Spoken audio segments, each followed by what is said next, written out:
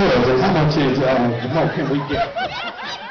Yeah, I keep them too, I keep them so home care too, home care.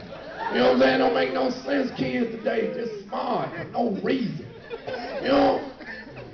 And then you can't whoop your kids, you can't do this to your kids. I'm sorry, I get my kids. You know, I'm sorry, I'm gonna whoop them. My grandmother taught me an old secret. Beat them, put some witch hazel on, put them in the basement for 3 days, they be healed. No marks, nowhere. They word against yours. I pay taxes, you know.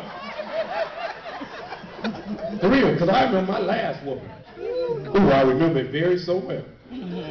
I was in charge of the shopping cart. And when I grew up, that was an important job. If they ever gave you the shopping cart, you was running something. But see, I grew up in a period of time where you couldn't put what you wanted in the shopping cart. And my mother had went to go get something, and I took it upon myself to say, I'm the man, I'm going to get something I want this week. And I went and got some blueberries. Blueberries, they was called back then, cereal, and stuck them under the meats and everything else. And I was pushing the shopping cart and playing, and my sister said, Mama said, stop.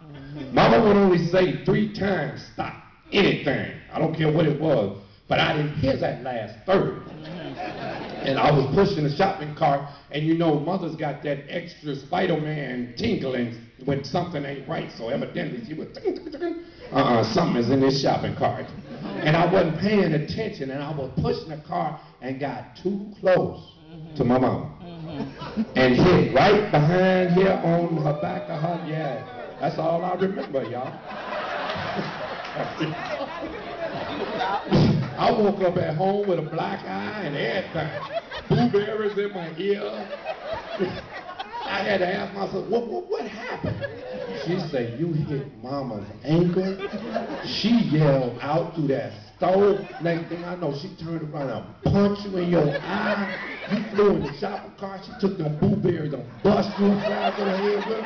And she rolled you on out to the car in the shopping cart. Because see, folks back then didn't say nothing when you whooped your kids. That's right. They knew you had a purpose and a reason why you was doing what you do. Kids and people all in your business. Now, you ain't supposed to do that. No, well, you take them home. That's right. You know what I'm saying? That's right. You take them home. I have to deal with this, you know. And a lot of times we don't take the time to do what we're supposed to do. Watch what your kids watch on TV. Watch who your kids play with. Because my grandmother wouldn't let you play with just anybody. That's right. My grandmother had that grandmama thing. She'd be like, come here. Now you ain't playing with him. You understand me? But he was bad. He was the one that was fun. She want me to play with Rondell. Rondell was, you know what I'm saying? Rondell want to play house and ain't no woman. That's all I'm saying. You know what I'm saying? I don't want to play with Rondell. Every time I turn around, he tell me it's time to go to sleep. No, it ain't. I'm going home to go to sleep, brother. I don't get down like that. And see, back then, they wasn't called gay or nothing. They was called sissies. And you know, you really didn't say it a lot, but you knew how they was. You didn't have to say nothing, but you knew Rondell didn't play basketball or baseball. But Rondell could jump some double dutch. You know, he step on the rope and crisscross and everything. He'd be like, look at Rondell. Rondell is gone.